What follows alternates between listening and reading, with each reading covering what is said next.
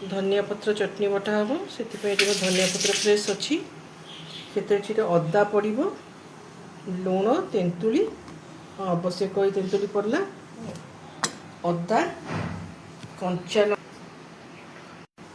तेंतुली तापर कंचा लंका पड़ला कंचा लंका पड़ला ये आमर पड़ो लुण स्वाद अनुसार लुण जी आवश्यक से लुण पड़ो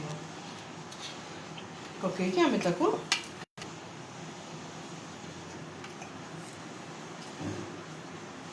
लुणटा पकई सारा पर चीनी की गुड़ मिठा जदि दरकार आम पकई पार पकईबिनी कारण मत एमती ही पसंद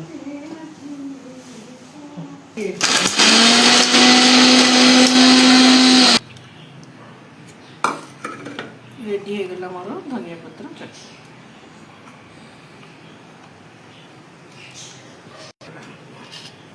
कखार पड़ी बखराटा कर गरम अच्छी तो बखराटा करके रखी